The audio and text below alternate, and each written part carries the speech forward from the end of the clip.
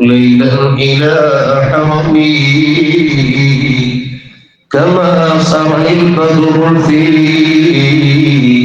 ذات من الظلم وبت ترقى إلى أن نلت منزلة من قاب قوسين لم تدرك ولم ترمي مولاي صل وسلم دائما أبدا على حبيبك خير الخلق كلهم. اللهم صل على سيدنا محمد وعلى آل سيدنا محمد وبارك وسلم عليه. الله سبحانه وتعالى നമ്മെ എല്ലാവരെയും കബൂൽ ചെയ്യുമാറാകട്ടെ. വിശുദ്ധമായ റജബ് മാസത്തിലാണ് നമ്മളൊക്കെ നിലകൊള്ളുന്നത്. ഈ പകൽ അസ്തമിക്കലോടെ പവിത്രമായ ഒരു രാവിലേക്ക് നമ്മൾ പ്രവേശിക്കുകയാണ്. ലൈലത്തുൽ മിഅ്റാജ്, മിഅ്റാജിന്റെ രാവ്. അഷ്റഫുൽ ഖൽഖ് മുഹമ്മദ് റസൂലുള്ളാഹി സ്വല്ലല്ലാഹു അലൈഹി വസല്ലം തങ്ങളുടെ ഹഖിൽ ഏറ്റവും ശ്രേഷ്ഠമായ രാവ് മിഅ്റാജിന്റെ രാവാണ്. നമ്മെ സംബന്ധിച്ചിടത്തോളം ഏറ്റവും ശ്രേഷ്ഠമായ രാവേതാണ്? അത് തിൽക്കൽ ലൈലത്തുൽ ലത്തി ഉലിദ ഫിഹാ സ്വല്ലല്ലാഹു അലൈഹി വസല്ലം. നബി തങ്ങൾ ജാതരായ പിറവികൊണ്ട ആ രാവാണ് ഏറ്റവും ശ്രേഷ്ഠമായ രാവ്. അത് കഴിഞ്ഞു പോയല്ലോ. അടുത്ത സ്റ്റേജിലുള്ള രാവ് ലൈലത്തുൽ ഖദ്ർ, ഖദ്റിന്റെ രാത്രിയാണ് ഏറ്റവും ശ്രേഷ്ഠമായ രാവ്. ഇത് നമ്മുടെ കാര്യത്തിലാണ്. സ്വല്ലല്ലാഹു അലൈഹി വസല്ലം തങ്ങളുടെ കാര്യത്തിൽ അമ്മാ ഫീ ഹഖ്ഖിഹി സ്വല്ലല്ലാഹു അലൈഹി വസല്ലം ഫലൈലത്തുൽ മിഅ്റാജ്, അത് മിഅ്റാജിന്റെ രാത്രിയാണ്. ലിഅന്നഹു ഫീഹാ റആ റബ്ബഹു തആലാ, മിഅ്റാജിന്റെ രാത്രിയാണ് നബി സല്ലല്ലാഹു അലൈഹി വസല്ലം തങ്ങൾ അല്ലാഹുവിനെ കണ്ടത്, അല്ലാഹുവിനെ ദർശിച്ചത്. മാ സാബൽ ബസർ വമാ ത്വറാ. മിഅ്റാജിന്റെ രാത്രിയിൽ പല കാഴ്ചകളും കണ്ട രംഗം ഖുർആൻ പറയുന്നുണ്ട്. ഇരിക്കട്ടെ, നബി തങ്ങളുടെ ഹഖിൽ ഏറ്റവും ശ്രേഷ്ഠമായ രാവ് അത് മിഅ്റാജിന്റെ രാത്രിയാണ്. ആ രാത്രിയിലേക്കാണ് ഈ പകൽ അസ്തമിക്കലോടെ നമ്മൾ പ്രവേശിക്കുന്നത്. എന്താണ് ഇസ്റാ, എന്താണ് മിഅ്റാജ് പറയേണ്ട ആവശ്യമില്ല.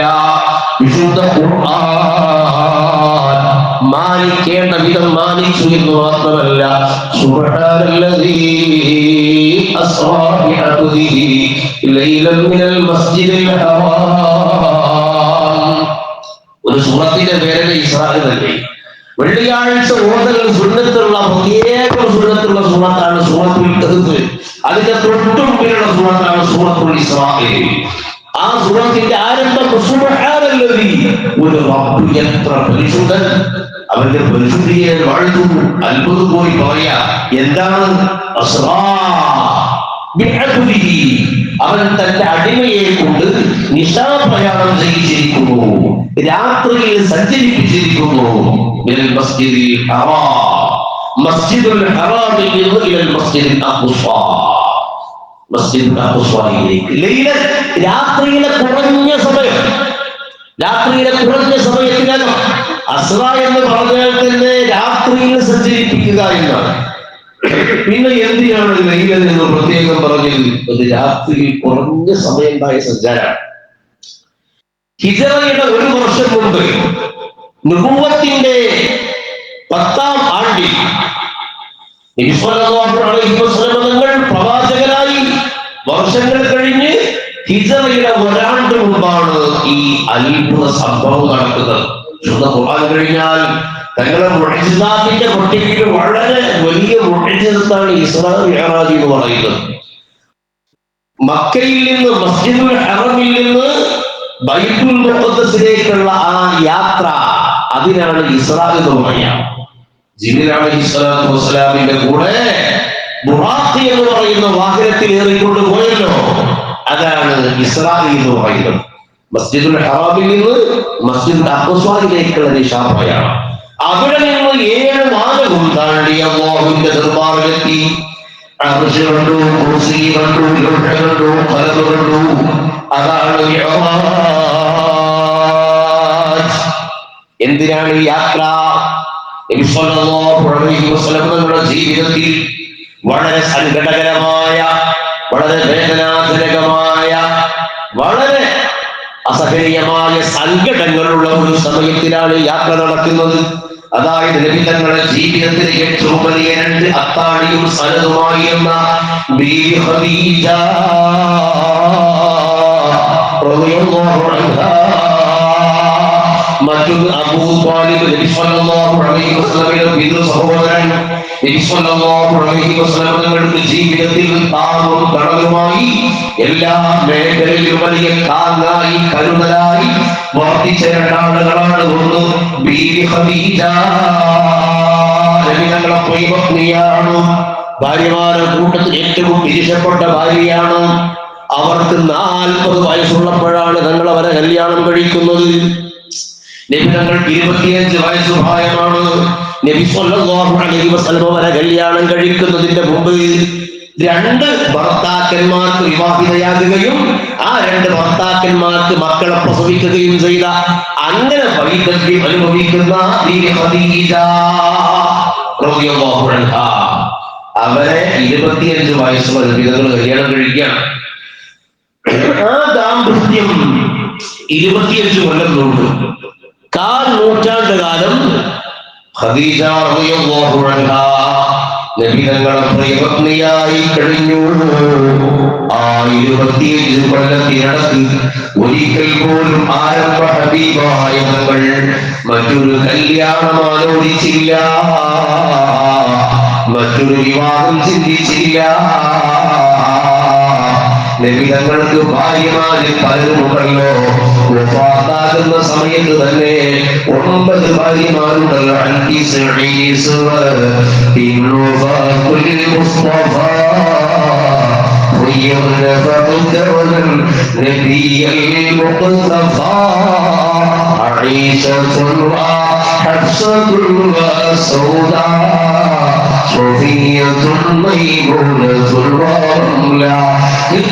وزينب كذا جويريا للمؤمنين أمهات مرضيا.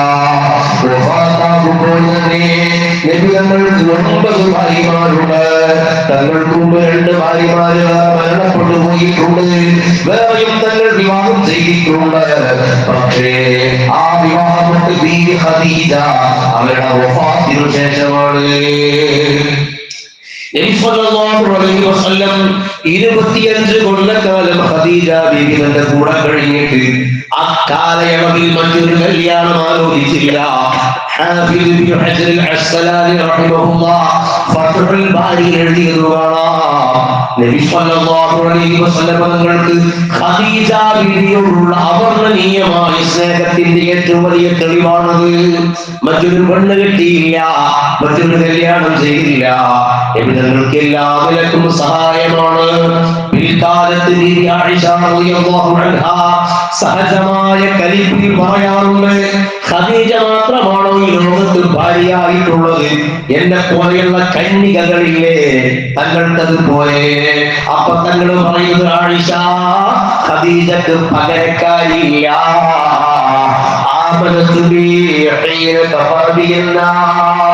ജനങ്ങൾ മുഴുവൻ എന്നെ കൊണ്ട് കളവാക്കിയപ്പോ എന്നെ കൊണ്ട് വിശ്വസിച്ചവളാണ് ബീവി ഖദീജ. എല്ലാവരും സമ്പത്ത് തടഞ്ഞു വെച്ചപ്പോ എനിക്ക് സമ്പത്ത് തന്നവളാണ് ബീവി ഖദീജ. പ്രയാസവേളകളിൽ എനിക്ക് താങ്ങായവളാണ്. എനിക്ക് മക്കളെ പ്രസവിച്ചത് ഖദീജയാണ്. അതുകൊണ്ട് ഖദീജക്ക് പകരമില്ല, പകരക്കാരിയില്ല. ووجدك عائلا فأغنى أي أغناك بمال خديجة. നിഅമത്തിന്റെ ഘട്ടത്തിൽ സാമ്പത്തിക പ്രയാസമുണ്ടായപ്പോ ബീവി ഖദീജ റളിയല്ലാഹു അൻഹാ തന്റെ സമ്പത്ത് മുഴുക്ക കൊടുത്ത് നബി തങ്ങൾക്ക് മുമ്പാകെ ചുരിച്ചുകൊണ്ടും അപ്പുറത്ത് നിൽക്കുന്ന ആളെ കാണാത്ത വിധം അത് കൂമ്പാരമായി മാറിയെന്നും ചരിത്രത്തിലുണ്ട്. ആ ഖദീജ റളിയല്ലാഹു അൻഹാ വഫാത്തായ സമയം തങ്ങൾക്ക് എന്തൊരു സങ്കടമാണ്. ഇടക്കവരെ പറഞ്ഞ് കരയലാ. ഖദീജ എന്ന് പറയുമ്പോ കണ്ണ് നിറയുകയാണ്. ഖദീജ ബീവിയുടെ സഹോദരിമാരെ കാണുമ്പോ സങ്കടം വരികയാണ്. ആടിനെ അറുത്ത് അതിന്റെ മാംസം കൂട്ടുകാരികൾക്ക് കൊടുത്തയക്കുകയാണ്. പിൽക്കാലത്ത് ഒരു പെണ്ണ് വന്ന് സംസാരിച്ചപ്പോ അതിന്റെ ഖദീജയുടെ ശബ്ദത്തിന് സമാനമായ ശബ്ദമാണല്ലോ എന്ന് പറഞ്ഞ ആളാണ് നബി സല്ലല്ലാഹു അലൈഹി വസല്ലം. ബദർ യുദ്ധം കഴിഞ്ഞിട്ട് 70-ൽ ചില്ലാനം ശത്രുക്കൾ അറസ്റ്റ് ചെയ്യപ്പെട്ടു, ബന്ദികളായി പിടിച്ചു. ആ കൂട്ടത്തിൽ റസൂലുള്ളാഹിന്റെ പ്രിയപുത്രിയായ ബീവി സൈനബ റളിയല്ലാഹു അൻഹയുടെ ഭർത്താവായ അബുൽ ആസ് ഉണ്ട്. അന്ന് അബുൽ ആസ് മുസ്ലിമായിട്ടില്ല. അന്ന് നിയമം അവതരിക്കാത്ത കാലമാണ്. വിശ്വാസികളും അവിശ്വാസികളും തമ്മിൽ വിവാഹബന്ധം പാടില്ല എന്ന നിയമം അന്ന് അവതരിച്ചിട്ടില്ല. അക്കാലത്ത് അബുൽ ആസ് എന്ന് പറയുന്ന ഇതര മതസ്ഥനായ ആൾ നബി തങ്ങളുടെ മകളായ ബീവി സൈനബിനെ കല്യാണം ചെയ്തതാണ്. അദ്ദേഹം പിന്നെ മുസ്ലിം ആകാൻ പോയി. ബദർ രണാങ്കണത്തിൽ നബി തങ്ങൾക്കെതിരിൽ ശത്രുവ്യൂഹത്തിൽ പുറപ്പെട്ടയാളാണ് അബുൽ ആസ്. ബന്ദിയായി പിടിച്ചു. ആ 70 ബന്ദികളെ മോചിപ്പിക്കാൻ മോചനദ്രവ്യം വേണം, അതിന് പിഴ വേണം. എന്തു ചെയ്തു? ഓരോരുത്തർക്ക് ഓരോ പിഴയാണ്. നബി സല്ലല്ലാഹു അലൈഹി വസല്ലം മകളായ ബീവി സൈനബിന്റെ ഭർത്താവല്ലേ അബുൽ ആസ്. അബുൽ ആസിനെ മോചിപ്പിക്കാൻ വേണ്ടി അതാ ഖദീജ റളിയല്ലാഹു അൻഹയുടെ മാല കൊടുത്തയക്കുന്നു. ആ മാല പകരം സ്വീകരിച്ച് അബുൽ ആസിനെ മോചിപ്പിക്കാൻ ആവശ്യമായ സ്വത്തുവകൾ ഇങ്ങനെ പരിശോധിക്കുമ്പോ നബി തങ്ങൾ ഒരു മാല കാണുന്നു. ആ മാല ഇങ്ങനെ നോക്കി തങ്ങളുടെ കണ്ണിങ്ങനെ നിറഞ്ഞൊഴുകുന്നുണ്ട്. നബി തങ്ങളെ 2 കണ്ണുകൾ നനയിച്ച മാലയാണ്. നോക്കുമ്പോ തങ്ങൾ പറയുന്നു, ഇതെന്റെ സൈനബിന്റെ മാലയാണല്ലോ. സൈനബിനെ കല്യാണം കഴിച്ചയക്കുന്ന സമയത്ത് എന്റെ ഖദീജ കൊടുത്ത മാലയാണ്. ചരിത്രം ഞാനിപ്പോ വിശദീകരിക്കുന്നില്ല, ദീർഘമായ ചരിത്രമാണ്. ഞാൻ പറഞ്ഞത് എപ്പോഴും ആ ഓർമ്മയാണ്. നല്ലൊരു ഭാര്യയായാൽ ഭർത്താവിനെ പരിഗണിക്കാൻ പഠിച്ചാൽ അതിന്റെ ഏറ്റവും വലിയ വിലാസം. നബി സല്ലല്ലാഹു അലൈഹി വസല്ലം ആ ഖദീജ ബീവിയുടെ വഫാത്തിൽ വല്ലാതെ സങ്കടപ്പെട്ടു പോയി. ഉടനെ സംഭവിക്കുന്നു പിതൃ സഹോദരനായ അബൂ ത്വാലിബിന്റെയും വഫാത്ത്. നബി തങ്ങൾക്ക് വലിയൊരു താങ്ങായിരുന്നു അബൂ ത്വാലിബ്. ദഅവത്തിന്റെ വേളയിൽ ശത്രുക്കളുടെ ഭാഗത്ത് നിന്നുണ്ടാകുന്ന എല്ലാ ഉപരോധങ്ങളും അക്രമങ്ങളും തടുക്കാനും അതിനെ പ്രതിരോധം തീർക്കാനും വലിയ സഹായമാണ് അബൂ ത്വാലിബ്. വല്ലാഹി യസ്റിഹു ഇലൈക ബിദംഇഹിം ഹത്താ ഉസ്സദ ഫിതുറാബി ഫീനാ. മുഹമ്മദേ, ഒരാൾക്കും നിന്നെ ഒന്നും ചെയ്യാൻ കഴിയില്ല.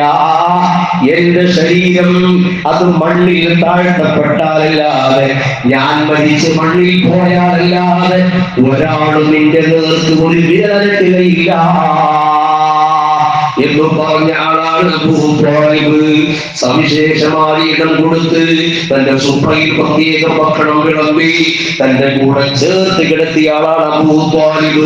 ഈ 2 മരണം സംഭവിച്ചവല്ലാത്ത വേദന നിറഞ്ഞ സമയം ആ സങ്കടം മാറ്റാൻ വേണ്ടി അല്ലാഹു സുബ്ഹാനഹു വ തആല ഒരു യാത്ര കൊണ്ടുപോകുകയാണ്.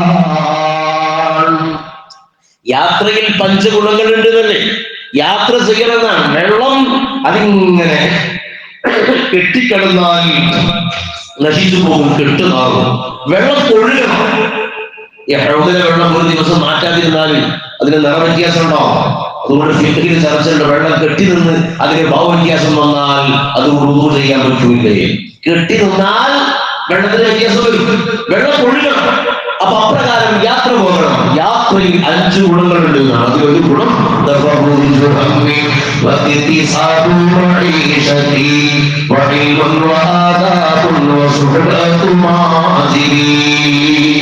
ആദ്യം പറയുന്ന ഗുണം ടെൻഷൻ പോവുക. നല്ലൊരു യാത്ര പോയാൽ അന്തരീക്ഷവും പ്രകൃതിയൊക്കെ ഇങ്ങനെ കണ്ട് കടലൊക്കെ കണ്ടാൽ സങ്കടങ്ങളൊക്കെ അങ്ങനെ പോയി പറയും. അപ്പൊ യാത്ര, അപ്പൊ തങ്ങളെ ഒരു ടൂർ, ഒരു നല്ല യാത്ര കൊണ്ടുപോകണം അല്ലാഹു സുബ്ഹാനഹു വ തആല. എന്തെല്ലാം കാഴ്ചകൾ നിമിതങ്ങൾ ആ യാത്രയിൽ കണ്ടു. വിവിധ സമയമല്ല, ധാരാളം ശിക്ഷകളും സന്തോഷങ്ങളും. അമ്പിയാക്കളെ കണ്ടു, അവർക്ക് ഇമാമായി നിശ്ചയിച്ചു, ഓരോ ആകാശത്തും ഓരോ നബിമാര് വരവേറ്റു. എത്രയോ സന്തോഷകരമായ നിമിഷങ്ങളുണ്ട് അവിടെയൊക്കെ. അപ്പൊ കണ്ടോ, നബി സല്ലല്ലാഹു അലൈഹി വസല്ലമയുടെ സങ്കടങ്ങൾ മാറ്റാൻ വേണ്ടി ആ യാത്ര മസ്ജിദുൽ ഹറാമിൽ നിന്ന് മസ്ജിദുൽ അഖ്സയിലേക്കാണ്. അതെന്റെ അഖ്സ തിരഞ്ഞെടുത്തത് ചർച്ചയുണ്ട്. ഒരഭിപ്രായം പറയുന്നത് മസ്ജിദുൽ അഖ്സയിലെ തൂണുകൾ അല്ലാഹുവിനോട് പരാതിപ്പെട്ടു, പടച്ചവനെ എല്ലാ നബിമാർക്കും ഇവിടെ സാമീപ്യം ഉണ്ടായിട്ടുണ്ട്, അവരൊക്കെ ഇവിടെ കമ്പടിച്ചിട്ടുണ്ട്. ഖുർആൻ പറഞ്ഞിട്ടുണ്ട്,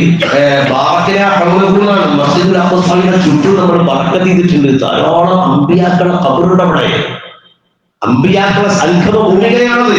പക്ഷെ റസൂലുള്ളാഹിയുടെ സാമീപ്യം ഇവിടെ അല്ലല്ലോ.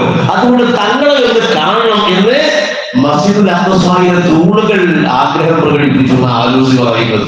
അപ്പൊ അങ്ങോട്ടൊരു യാത്ര, തങ്ങളുടെ സങ്കടങ്ങളൊക്കെ വർപ്പിക്കാനുള്ള യാത്ര. ആ യാത്രയിലാണ് നബിതങ്ങൾ നരകം കണ്ടത്, സ്വർഗം കണ്ടത്, അവിടെയുള്ള അത്ഭുതങ്ങൾ, വാനലോകത്തെ അത്യത്ഭുതങ്ങൾ കണ്ടത്. അപ്പൊ തങ്ങളുടെ ഹക്കിൽ ഏറ്റവും ശ്രേഷ്ഠമായ രാത്രി ഇന്ന് നമ്മൾ ഈ പകലസ്തമിച്ച രാത്രിയാണ്, മിഅ്റാജിന്റെ രാത്രി. അപ്പൊ അതിന്റെ പശ്ചാത്തലവും കാര്യങ്ങളും ഞാൻ പറഞ്ഞു. ആ രാത്രിയെ പ്രത്യേകം ഇബാദത്തോട് ദുആയോട് സജീവമാക്കൽ തയ്യാറപ്പെട്ട രാത്രിയാണെന്ന് ഇമാം ഗസാലി റഹ്മത്തുള്ളാഹി അലൈഹി അവിടുത്തെ ഇഹ്യായിൽ പറഞ്ഞിട്ടുണ്ട്. വർഷത്തിൽ സജീവമാക്കേണ്ട രാവുകളും പകലുകളും ഉണ്ട്. അതിന് സജീവമാക്കേണ്ട ഒരു രാവാണ് മിഅ്റാജിന്റെ രാവ്. മിഅ്റാജിന്റെ രാവ് ഈ രാവിലാണ് നമുക്ക് അല്ലാഹു സുബ്ഹാനഹു വ തആല 5 നേരം നിസ്കാരം പറഞ്ഞത്. ആദ്യം 50 ആക്കേണ്ട കൊടുത്ത് മൂസാ നബി അലൈഹിസ്സലാം പറഞ്ഞു, അനുഭവത്തേക്കാൾ വലിയ ഗുരുല്ല, അത് നടക്കൂലട്ടോ, പോയി ചുരുക്കിക്കാളി. അങ്ങനെ ചുരുക്കി 5 ആക്കി. 5 നിസ്കരിച്ച് കിട്ടാൻ വേണ്ടി നമ്മൾ എത്ര പാടുപെടുന്നു. അതിനെ നിസ്കരിക്കാത്ത ആളുകൾ എത്ര ഉണ്ട്. അപ്പൊ അതിന്റെ വാർഷികം കൂടിയാണ് ലൈലത്തുൽ മിഅ്റാജ്. ഈ രാവിലാണ് 5 നേരത്തെ നിസ്കാരം അല്ലാഹു സുബ്ഹാനഹു വ തആല ഫർളാക്കിയത്. അപ്പോ രാവ് സജീവമായി നമ്മൾ ആചരിക്കുക, കൊണ്ടാടുക.